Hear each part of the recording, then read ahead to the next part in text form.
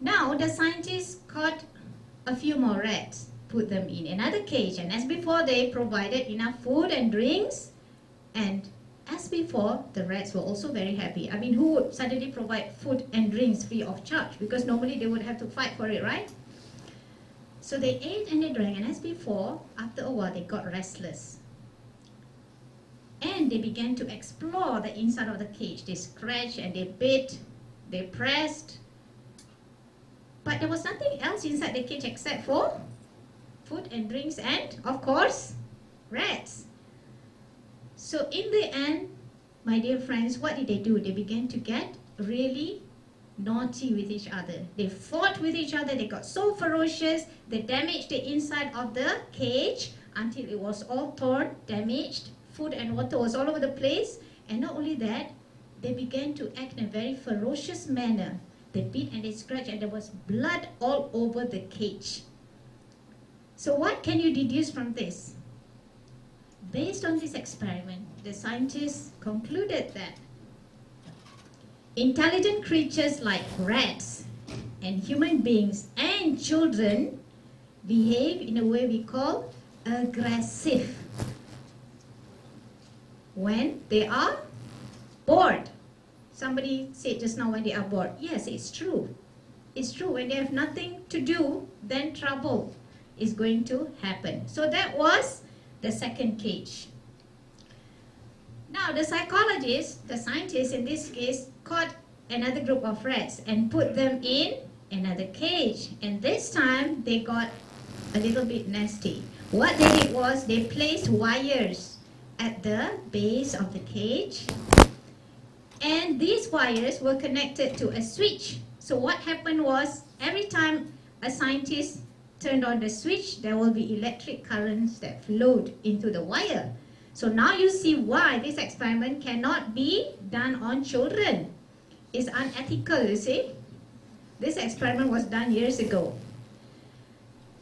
But anyway, we have that cage 3, food, drinks, and shocks. Now what happened is the electric shock was a mild electric shock, but it was enough to jolt the rats, not enough to kill them or to injure them, but sakit lah, rasa terkejut. Electric shock, just a little bit of a shock.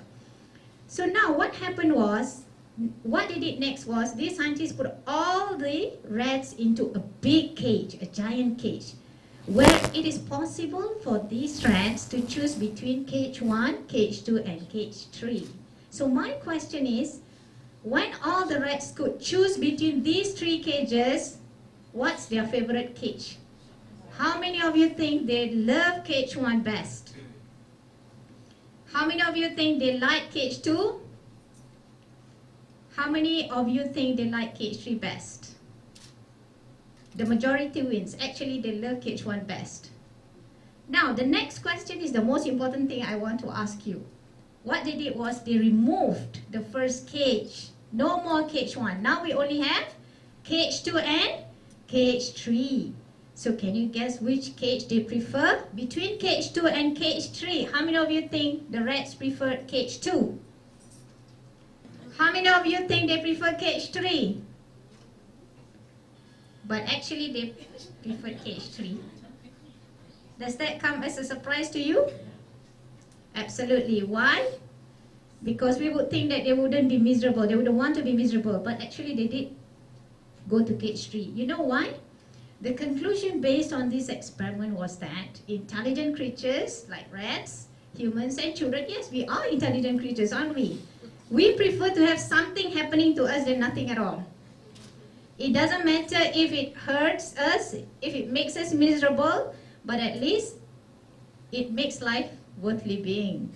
That is from the philosophical point of view, but it is already it's already proven in experiments that we prefer to have something to do rather than being bored, you see. So that was the most important conclusion of these experiments.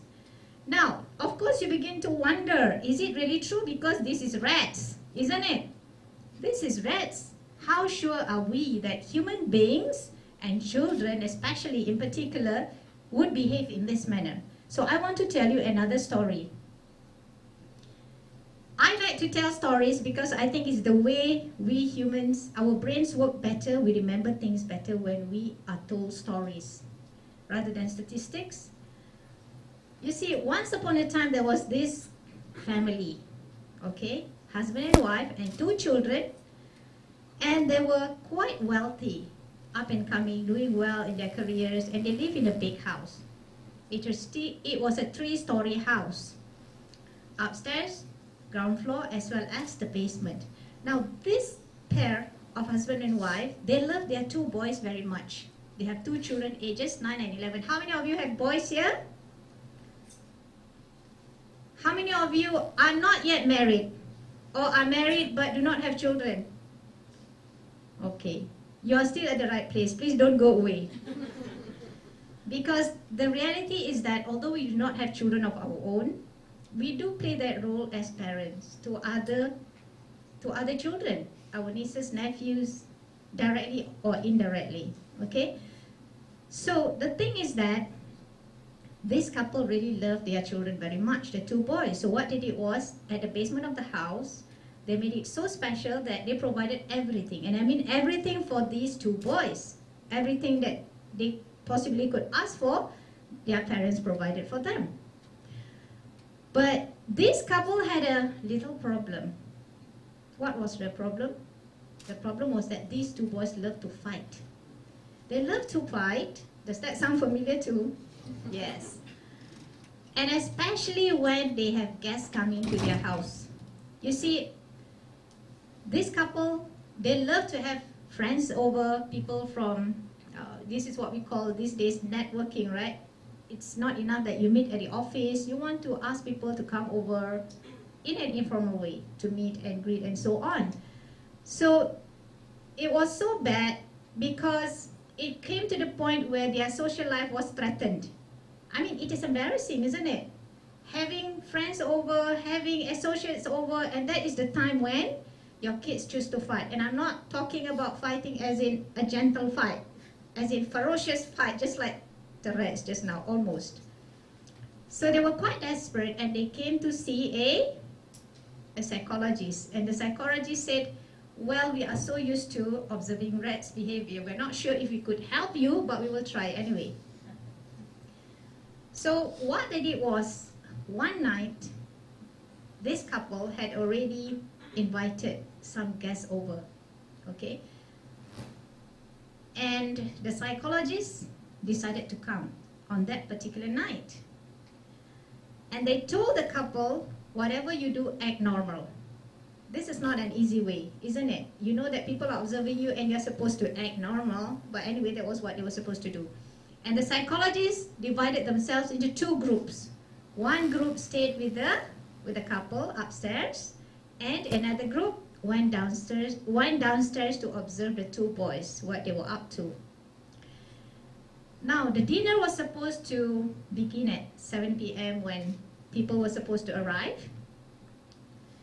And at 7 p.m., at almost 7 p.m., when guests were supposed to arrive, the psychologists upstairs noticed a peculiar thing. They noticed that the wife began to glance nervously at the husband, and the husband began to glance nervously at the staircase leading towards the basement. So at that particular time also, the psychologist downstairs noticed something about the boys' behavior downstairs. Before this, they were playing and having a little bit of an argument. Adat lah kan, budak-budak dia main, dia bergaduh sikit. But suddenly, at almost 7 p.m., their behavior took a sudden turn. And they became ferocious, aggressive towards each other. They began to tear each other's hair, they began to fight, and there was so much shouting and yelling at the basement that the father stormed down the stairs and berated them and pulled them apart and hit them. So the next day, they had a meeting. This couple, the husband and the wife and the psychologist had a meeting. And the psychologist said, while he was scolding the boys last night at about 7 p.m., we noticed something interesting. This is what they saw.